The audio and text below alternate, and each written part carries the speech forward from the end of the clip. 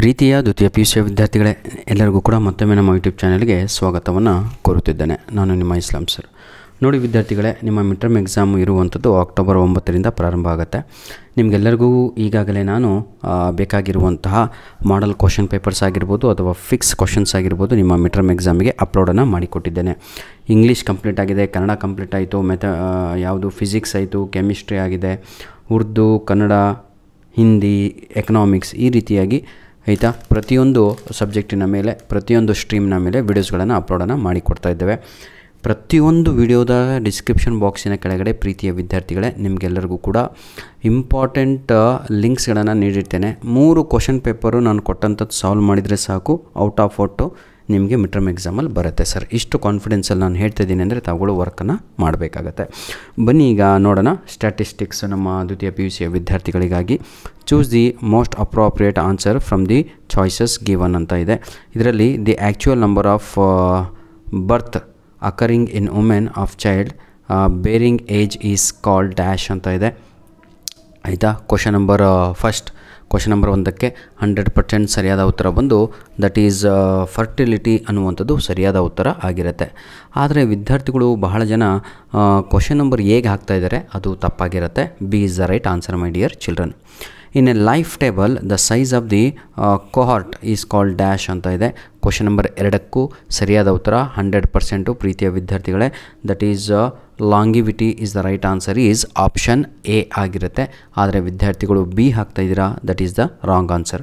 Question number 3 the weight used in the construction of Marshall's ಆಯಿತಾ Edgeworth price index number is dash ಅಂತ ಇದೆ. Question number 3ಕ್ಕೆ ಸರಿಯಾದ ಉತ್ತರ ಪ್ರತಿಯೊಬ್ಬರಿಗೂ ಗೊತ್ತಿರುವಂಥದ್ದೇ, ಹೌದಲ್ವಾ? ಕ್ಲಿಯರ್, ಎ ಅನ್ನುವಂಥದ್ದು ಸರಿಯಾದ ಉತ್ತರ ಆಗಿರುತ್ತೆ. ಕ್ವಶನ್ ನಂಬರ್ ಹೇಳಿ ನೋಡೋಣ. ಕ್ವಶನ್ ನಂಬರ್ 3ಗೆ ಸರಿಯಾದ ಉತ್ತರ ಬಂದು option C is the right answer my dear children. Option C is the right answer.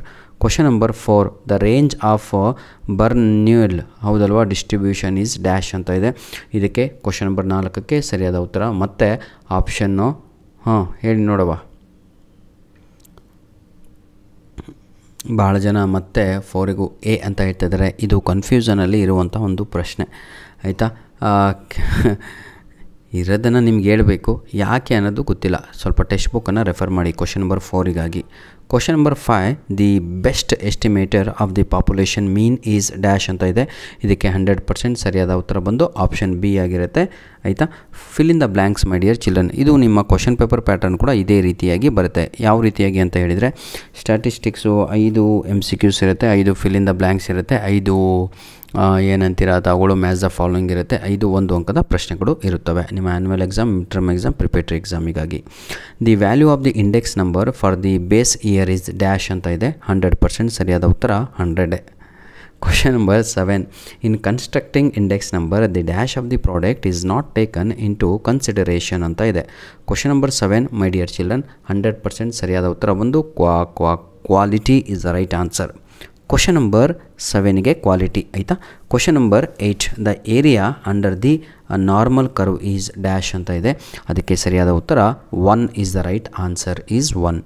Question number 9 the mean of the students distribution with the parameter N is called dash ಅಂತ ಇದೆ.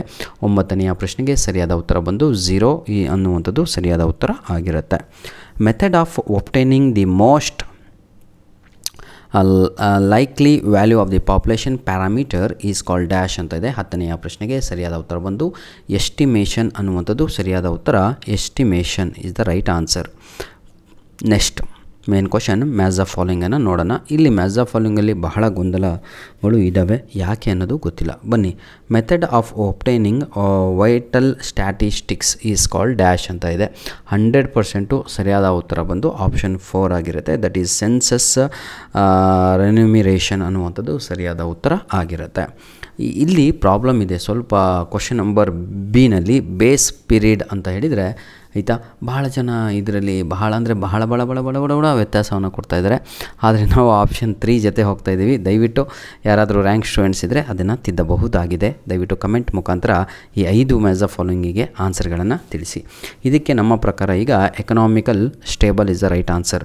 Question number C Fisher's index number question number C. That is the right answer is my dear children, that is option 1. ನೋಡಿ, ಮೂರನೆಯ ಪ್ರಶ್ನೆಗೆ ಸರಿಯಾದ ಉತ್ತರ ಬಂದು option 1 ಆಗಿರುತ್ತೆ. Option 1 ಅಂತ ಹೇಳಿದರೆ ಫ್ರೀ ಫ್ರಮ್ ಬಸ್ ಅನ್ನುವಂಥದ್ದು ಸರಿಯಾದ ಉತ್ತರ. Question number D, standard normal distribution is called dash ಅಂತ ಇದೆ. ಅದಕ್ಕೆ ಸರಿಯಾದ ಉತ್ತರ ಬಂದು ಆಪ್ಷನ್ 5 ಆಗಿರುತ್ತೆ. Variance standard deviation is the right answer.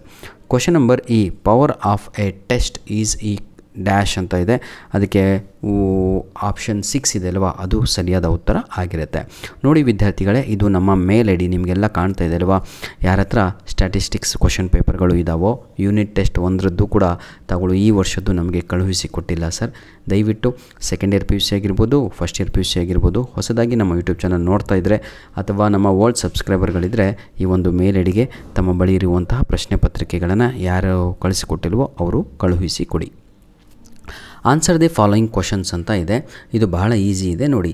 Right the formula to estimate population between census ಏನಿದು ಇಯರ್ಸ್ ಅಂತ ಇದೆ.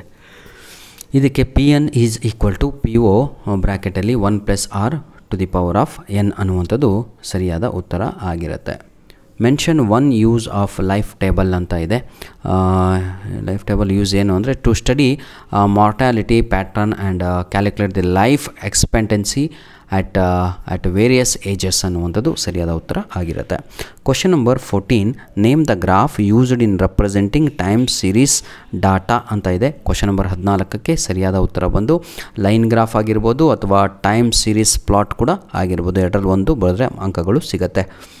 1 ಮಾರ್ಕ್ ಅಂದರೆ 1 ಲೈನ್ ಬರೆದ್ರೆ ಸಾಕು ಕಣ್ರಿ. ಕ್ವಶನ್ ನಂಬರ್ 15 ನೋಡಿ. ಫಾರ್ ವಾಟ್ ವ್ಯಾಲ್ಯೂ ಆಫ್ ಆಯಿತಾ P binomial distribution is symmetrical ಅಂತ ಇದೆ. ಅದಕ್ಕೆ ಏನಂತ ಪ್ರೊನೌನ್ಸಿಯೇಷನ್ ಮಾಡ್ತಿರೋ ಗೊತ್ತಿಲ್ಲ. ಕ್ವಶನ್ ನಂಬರ್ 15ಕ್ಕೆ ಸರಿಯಾದ ಉತ್ತರ when P is equal to 0.5 ಅನ್ನುವಂಥದ್ದು ಸರಿಯಾದ ಉತ್ತರ ಆಗಿದೆ. Decimal number. ಡಿಫೈನ್ ಸ್ಟ್ಯಾಟಿಸ್ಟಿಕ್ ಅಂತ ಇದೆ. ಅದೇ ನಿಮ್ಮ ಪುಸ್ತಕದ ಹೆಸರು.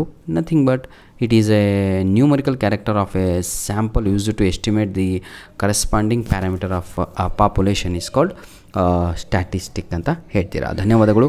ಇಲ್ಲಿ ಮುಂದೆ ಕಾಣುವಂಥ ಎಲ್ಲ ಪ್ರಶ್ನೆಗಳು ಬಹಳ ಅಂದರೆ ಬಹಳ ಇಂಪಾರ್ಟೆಂಟು, ಆ ಲೆವೆಲ್ಗೆ ಇಂಪಾರ್ಟೆಂಟ್ ಇರ್ತವೆ. ನೋಡಿ ವಿದ್ಯಾರ್ಥಿಗಳೇ, these questions are very important for your mid term exam. 100% ಎಲ್ಲ ಪ್ರಶ್ನೆಗಳು ನಿಮ್ಮ ಕ್ವಶನ್ ಪೇಪರಲ್ಲಿ ಇರುತ್ತವೆ. ದಯವಿಟ್ಟು ಪ್ರಾಕ್ಟೀಸ್ ಮಾಡಿ. Practice makes man perfect. ಬರೆದು ಎಷ್ಟು ಕಲಿತರೋ ಅಷ್ಟು ಒಳ್ಳೆಯದು. ನೋಡಿ ವಿದ್ಯಾರ್ಥಿಗಳೇ, ಈ ಒಂದು ವಿಡಿಯೋದ ಡಿಸ್ಕ್ರಿಪ್ಷನ್ ಬಾಕ್ಸಲ್ಲಿ ಇನ್ನೂ 3 ಪ್ರಶ್ನೆ ಪತ್ರಿಕೆಗಳು, ನಾನು ಹೇಳಿದ್ನಲ್ವ 3 ಪ್ರಶ್ನೆ ಪತ್ರಿಕೆಗಳನ್ನು ನೀವು ಸಾಲ್ವ್ ಮಾಡಿದರೆ ಔಟ್ ಆ ಸಬ್ಜೆಕ್ಟಲ್ಲಿ ತೆಗಿತೀರಾ. ಪ್ರತಿಯೊಂದು ವಿಡಿಯೋದ ಡಿಸ್ಕ್ರಿಪ್ಷನ್ ಬಾಕ್ಸಿನ ಕೆಳಗಡೆ, ಫಾರ್ ಎಕ್ಸಾಂಪಲ್ ಕನ್ನಡ ವಿಡಿಯೋ ಇದೆ ಅಂದ್ಕೊಳ್ಳಿ, ಅದರ ಡಿಸ್ಕ್ರಿಪ್ಷನ್ ಬಾಕ್ಸಿನ ಕೆಳಗಡೆ 3 ಲಿಂಕನ್ನು ಕೊಟ್ಟಿರ್ತೇವೆ. ಅಲ್ಲಿ ನಿಮಗೆ 3 ಪ್ರಶ್ನೆ ಪತ್ರಿಕೆಗಳು ಸಿಗ್ತವೆ. ಅದನ್ನು ನೋಡಿಕೊಳ್ಳಿ.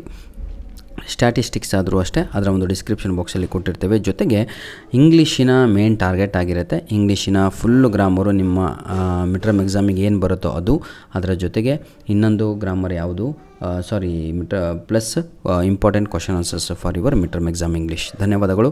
All the best. ದಯವಿಟ್ಟು ಪ್ರಶ್ನೆ ಪತ್ರಿಕೆಗಳನ್ನು ನಮ್ಮ ಮೇಲ್ ಐಡಿಗೆ ಕಳುಹಿಸೋದನ್ನು ಮರೆಯಬೇಡಿ ಅಂತ ಹೇಳ್ತಾ ವಿಡಿಯೋನ ಇಲ್ಲಿಗೆ ಮುಗಿಸ್ತಾ ಇದ್ದೇವೆ. God bless you all the best my dear children. ನಿಮ್ಮ ಒಂದು ರಿಕ್ವೆಸ್ಟಿನ ಮೇರೆಗೆ ಈ ಒಂದು ಕ್ವಶನ್ ಪೇಪರನ್ನು ನಾನು ಅಪ್ಲೋಡನ್ನು ಮಾಡುತ್ತಿರುವಂಥದ್ದು. ಯಾಕಂದರೆ ಇದಕ್ಕೆ ವ್ಯೂಸು ಬರಲ್ಲ, ಏನೂ ಬರಲ್ಲ. ಆದರೂ ಕೂಡ ದಯವಿಟ್ಟು ನಮ್ಮ ವೀಡಿಯೋಸ್ಗಳನ್ನು ನಿಮ್ಮ ಫ್ರೆಂಡ್ಸ್ಗಳಿಗೆ ಶೇರ್ ಮಾಡೋದನ್ನು ಮರೆಯಬೇಡಿ ಅಂತ ಹೇಳ್ತಾ ಇಲ್ಲಿಗೆ ವಿಡಿಯೋವನ್ನು ಮುಗಿಸ್ತಾ ಇದ್ದೇನೆ. ಧನ್ಯವಾದಗಳು.